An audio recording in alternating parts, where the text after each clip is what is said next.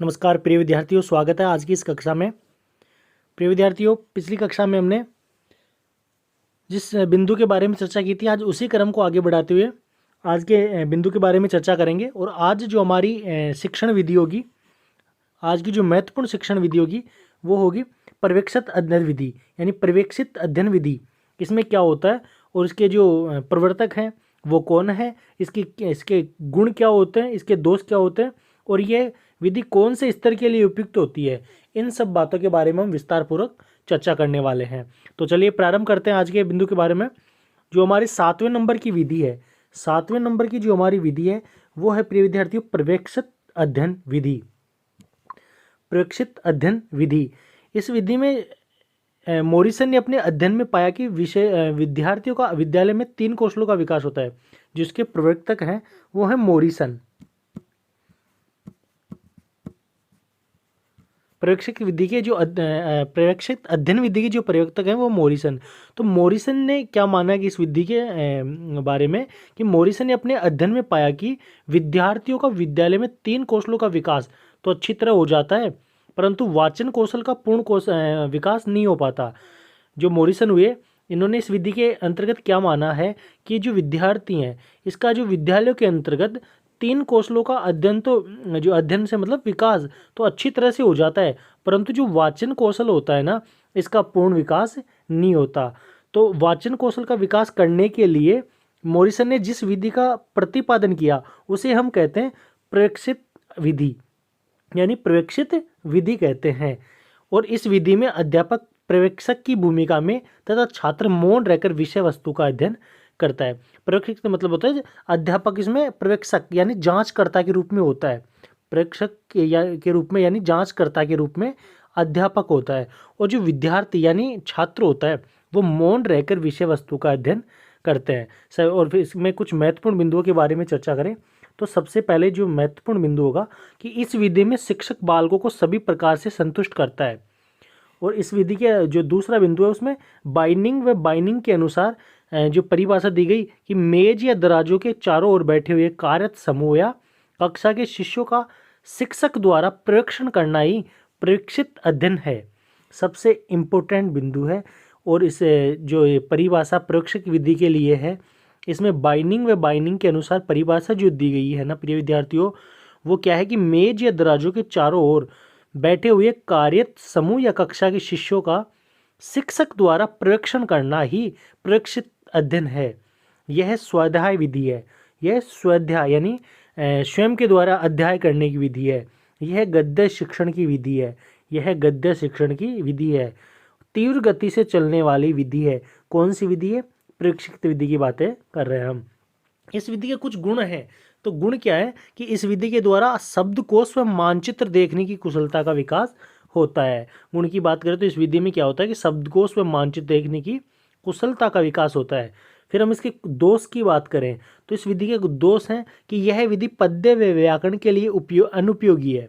पद्य और व्याकरण के लिए अनुपयोगी है। तो ये विधि गद्य के लिए क्या है? सर्वश्रेष्ठ है। प्रिय विद्यार्थी ध्यान रखना, इसमें समय अधिक लगता है और लेखन कौशल का अभाव होता है। कौन सी विधि में? पर्यवेक्षित विधि में लेखन कौशल का अभाव होता है, क्योंकि यह पढ़ने की विधि है। यह एक पढ़ने की विधि है। फिर इसके बाद में हम चर्चा करें स्तर की बात करें तो यह माध्यमिक और उच्च माध्यमिक स्तर के लिए उपयुक्त मानी जाती है। कौन सी विधि? पर्यवेक्षित विधि है ना।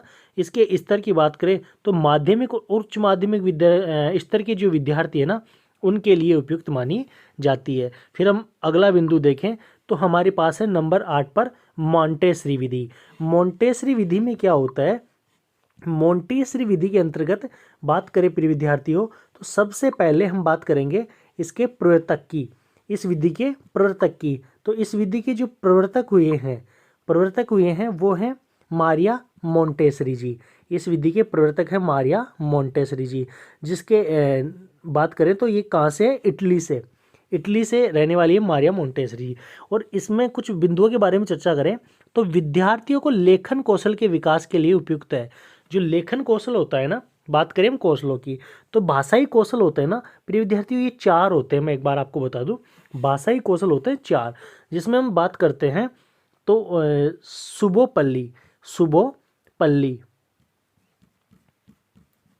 सुबोपल्ली, यानी हम सुबोपल्ली से पता करेंगे कि सबसे पहले सुनना कौशल होता है, बोलना होता है, पढ़ना होता है और लिखना होता है। तो ये 4 कौशल होते हैं। और ये मारिया मोंटेसरी जी के अनुसार जो भाषाई कौशलों का क्रम होता है ना, इन्होंने क्या माना कि सबसे पहले सुनना कौशल होता है, फिर बोलना होता है, और फिर इन्होंने पढ़ने की जगह लिखना पहले लिया है, और लिखने के बाद में इन्होंने अंतिम कौशल माना है पढ़ना कौशल। तो इनके द्वारा जो प्रतिपादित जो विधि है वो है मोंटेसरी विधि। इसकी जो प्रवर्तक है मारिया मोंटेसरी जी स्वयं है, और ये इटली की निवासी है। तो इन्होंने क्या कहा कि विद्यार्थी को लेखन कौशल के विकास के लिए उपयुक्त है यह विधि। इस विधि में विद्यार्थी को कलम पकड़ने का अभ्यास करवाया जाता है और रेखाएं खींचना सिखाया जाता है, और इसमें तिरछी, सीधी और गोल रेखाएं खींचना सिखाया जाता है। कौन सी विधि में? मोंटेसरी विधि में। चाहे सीधी रेखाएं हों, चाहे तिरछी रेखाएं हों, और चाहे हम गोले की बात करें, तो ये सब मोंटेसरी विधि के अंतर्गत खींचना सिखाया जाता है। और इस विधि में विद्यार्थियों को आनंद की अनुभूति होती है, और इस विधि में अध्यापक रेजमाल के गत्ते को इस प्रकार काटता है जिससे वर्णों की आकृतियां उभरे। फिर विद्यार्थी उभरे हुए भाग पर अंगुलियां घुमाता है और फिर धीरे धीरे लिखना सीख जाता है। ये कौन सी विधि के अंतर्गत बातें आती हैं? मोंटेसरी विधि के अंतर्गत। और इसमें सबसे जो महत्वपूर्ण बिंदु है कि वर्णों की आकृतियों वाला उपकरण, यानी इस विधि में अध्यापक छात्रों को वर्णों की आकृति वाला उपकरण देता है। छात्र खड़िया जो चौक होती है उसको गीला कर वर्णों को आकृति में भरता है, फिर सूखने पर जो उपकरण से वर्णों को बाहर निकालता है और उसी अनुरूप वर्ण लिखना सीख जाता है। यह विधि प्राथमिक स्तर के जो विद्यार्थी होते हैं ना, उनके लिए उपयुक्त होती है। और इसका जो मुख्य दोष होता है, एक तो इसमें खर्चा अधिक लगता है और समय अधिक व्यय होता है। यानी मारिया मोंटेसरी की मान्यता है कि इस विधि द्वारा 45 दिन में लिखना सीखा जाता है। याद रखना, इम्पोर्टेंट बिंदु है कि मारिया मोंटेसरी द्वारा प्रतिपादित विधि के द्वारा कितने दिनों के अंतर्गत लिखना सीखा जाता है। तो हम बात करें 45 डेज, यानी 45 दिन, और 15 दिन में पढ़ना सीखा जाता है। कौन सी विधि के अंतर्गत? मोंटेसरी विधि के अंतर्गत। फिर हम बात करें आगे, तो जो 9वें नंबर पे जो विधि आती है, इंपॉर्टेंट विधि है, वो है प्रिय विद्यार्थियों किंडरगार्टन विधि। और इसके जो प्रवर्तक हुए फ्रोबेल महोदय हुए। फ्रोबेल जर्मनी से थे। कहाँ से थे? फ्रोबेल जर्मनी से थे। और इसमें किंडर का जो मतलब होता है ना, वो होता है पौधा। किंडर का मतलब होता है प्रिय विद्यार्थियों पौधा होता है, और गार्टन का मतलब होता है गार्डन से लें, आप याद रखें, गार्डन यानी गार्डन से याद रखिए। गार्डन का मतलब क्या होता है? बगीचा। तो आप गार्डन से मतलब रखें बगीचा, और किंडर का मतलब होता है पौधा। हिंदी में इसे बालोद्यान विधि कहते हैं। कौन सी विधि कहते हैं? बालोद्यान विधि कहते हैं। जिस प्रकार माली बगीचे की उचित देखभाल करता है ना, जिससे पौधों का विकास होता है, उसी प्रकार अध्यापक द्वारा छात्रों को उचित वातावरण देने पर छात्रों का स्वतः ही विकास होता है। कौन सी विधि के अंतर्गत? किंडरगार्टन विधि के अंतर्गत। फिर इसके आगे बात करें हम,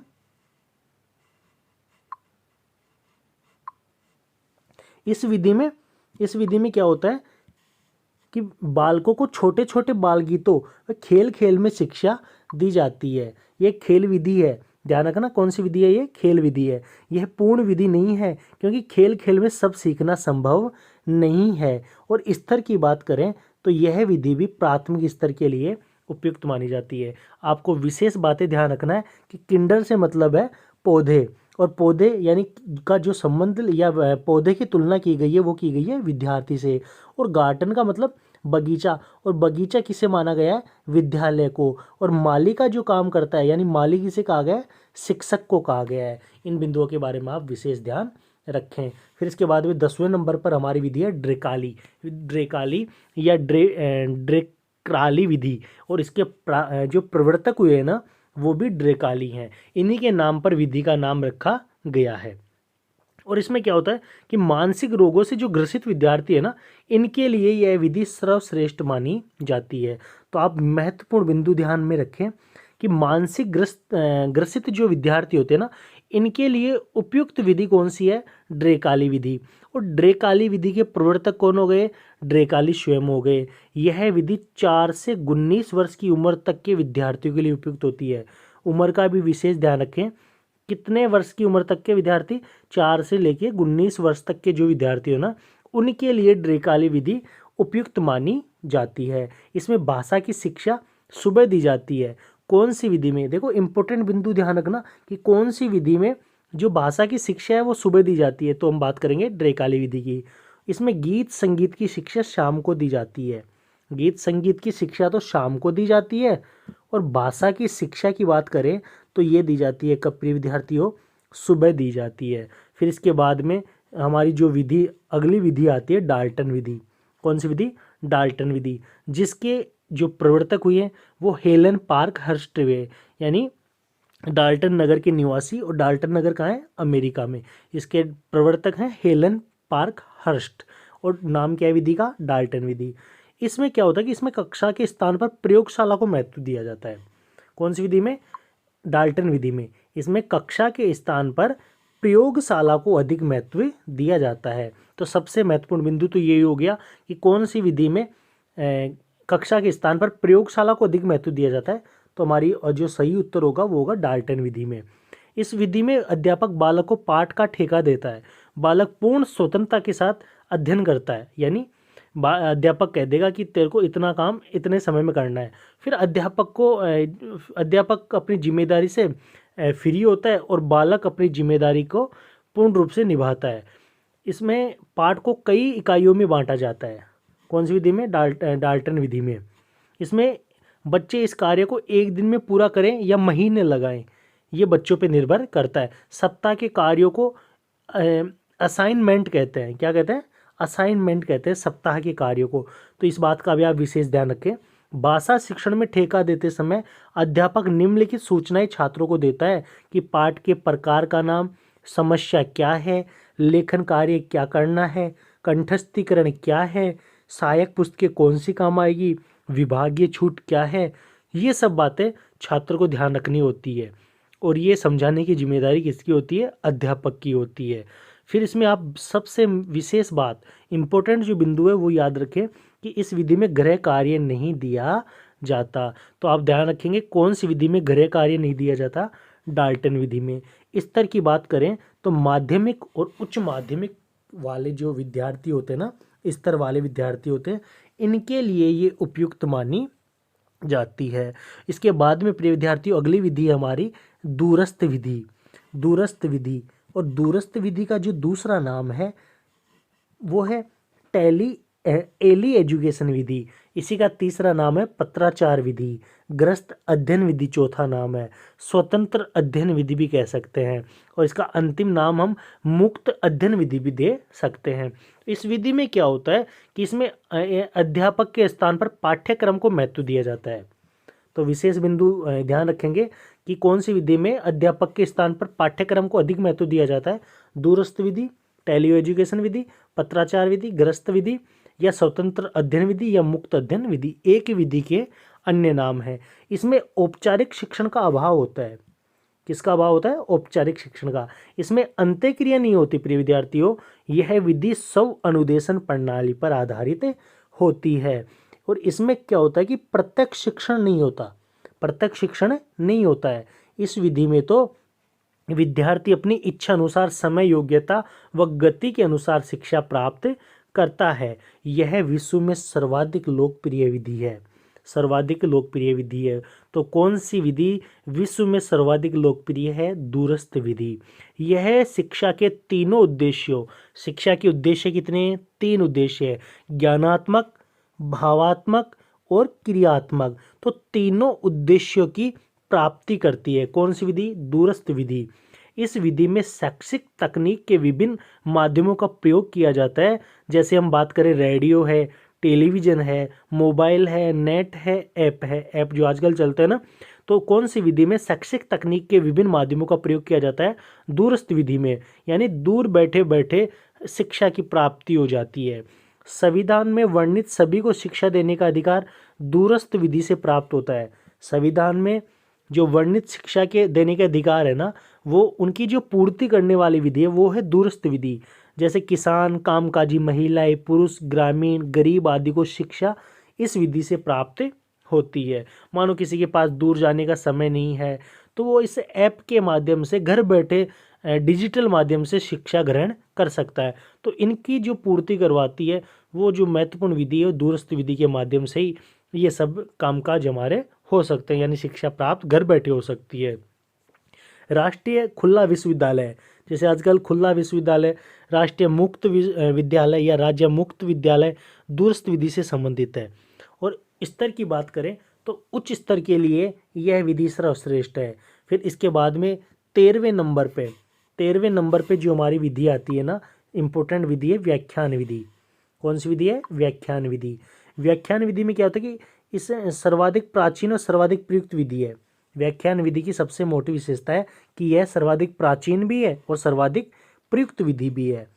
और इसमें यह विधि ज्ञान स्थानांतरण का उपयुक्त स्रोत है। यानी स्थानांतरण से मतलब है कि एक पीढ़ी से दूसरी पीढ़ी में ज्ञान ट्रांसफर यानी स्थानांतरण करती है। कौन सी विधि? व्याख्यान विधि। यह विधि प्रयोग में तो कैसी है? सरल है। प्रयोग में तो कैसी है? सरल है। इसमें क्रमबद्ध व कम परिश्रम वाली होने के कारण इस विधि का महत्व अधिक है। इस विधि में केंद्र में अध्यापक होता है। इस विधि के जो केंद्र में है ना, मुख्य वक्ता की भूमिका निभाता है वो अध्यापक होता है। इसके बाद में हम चर्चा करें तो प्रिय विद्यार्थियों, इस विधि में अध्यापक सक्रिय होता है और छात्र क्या होता है? निष्क्रिय होता है। अध्यापक तो इसमें सक्रिय होता है, क्रियाशील होता है, और छात्र क्या होता है? निष्क्रिय होता है, यानी एक्टिव नहीं होता। और इस विधि में समय, श्रम व धन की बचत होती है। भाषा शिक्षण में इस विधि का प्रयोग आत्मकथा व जीवनी पढ़ाने में किया जाता है। यह विधि प्रजातांत्रिक भावनाओं के विपरीत है क्योंकि इसमें बाल केंद्रित होना चाहिए। यह प्रजातांत्रिक भावनाओं के विपरीत है। विपरीत इसलिए है कि ये बाल केंद्रित होनी चाहिए थी, लेकिन ये बाल केंद्रित नहीं है। और यह विधि अमनोवैज्ञानिक भी है। कौन सी है? अमनोवैज्ञानिक भी है। हम बातें कर रहे थे प्रिय विद्यार्थियों व्याख्यान विधि को लेकर। कौन सी विधि को लेकर? व्याख्यान विधि को लेकर। और अब आज की हम अंतिम विधि यानी 14वें नंबर की जो विधि है व्यतिरेकी विधि। कौन सी विधि है? व्यतिरेकी विधि। बहुत ही इंपॉर्टेंट विधि है, ध्यान रखना। इस विधि में क्या होता है कि इसके अंतर्गत मातृभाषा सीखी जाने वाली भाषा दोनों वैज्ञानिक विश्लेषण किया जाता है और तुलनात्मक अध्ययन किया जाता है। इसमें क्या होता है कि दो भाषाएं होती है, मातृभाषा से जुड़ी हुई भाषा जो वैज्ञानिक विश्लेषण किया जाता है उनका। एक तो इस विधि में देखिए, तो फिर से समझने की कोशिश करें कि इस विधि के अंतर्गत मातृभाषा व सीखी जाने वाली भाषा, जैसे कि अपनी मातृभाषा तो ही, मातृभाषा क्या होती है कि बालक जन्म लेते ही अपनी माँ के मुख से जो भाषा सुनता है ना प्रिय विद्यार्थियों, उसे हम मातृभाषा कहते हैं। और मातृभाषा की जो पहचान के दो बिंदु बताऊंगा आपको कि एक तो जो स्वाभाविक जो भाषा होती है, जो बिना सोचे समझे बोली जाती है ना, वो अपनी मातृभाषा होती है। चाहे आप अपने खुद से संबंधित देख लें। और दूसरा जो महत्वपूर्ण बिंदु है इसको पहचान का कि जिस भाषा में सपने आते हैं ना, वो अपनी मातृभाषा होती है। तो इसमें मातृभाषा के साथ साथ जो भाषा सीखी जाती है ना, इन दोनों को वैज्ञानिक विश्लेषण किया जाता है और तुलनात्मक अध्ययन किया जाता है। इस विधि में की सफलता इस बात पर निर्भर करती है कि दोनों भाषाओं का व्याकरण वर्णात्मक हो। दोनों भाषाओं को जोड़ते हुए जिसका जो व्याकरण है ना, वो वर्णात्मक होना चाहिए। फिर हम बात करें कि स्तर की, तो स्तर में भी देखें गुरुजी, तो इसमें माध्यमिक और उच्च माध्यमिक स्तर के लिए यह विधि प्रिय विद्यार्थियों सर्वश्रेष्ठ मानी जाती है। ये थी हमारी व्यतिरेकी विधि, यानी आज 14 नंबर की जो विधि थी हमारी व्यतिरेकी विधि। बहुत इंपॉर्टेंट विधियों के बारे में आज हमने अध्ययन किया है और आशा करता हूँ आपको अच्छे से समझ में आया होगा। फिर भी अगर हमारी भाषा शैली या कुछ बिंदुओं को लेकर आप भ्रमित हैं तो प्रिय विद्यार्थियों, आने वाली कक्षा में आपकी जो भ्रमों में या भ्रमित होने के जो कुछ बिंदु थे, इनका समाधान भी हो जाएगा। तो आप हमारे चैनल से जुड़े रहें निरंतरता के साथ, और आने वाली जो आपकी कक्षाएं होंगी उनमें जो बिंदु या तथ्य कुछ छूट गया है उनकी पूर्ति अवश्य की जाएगी। आज के लिए इतना ही। धन्यवाद प्रिय विद्यार्थियों।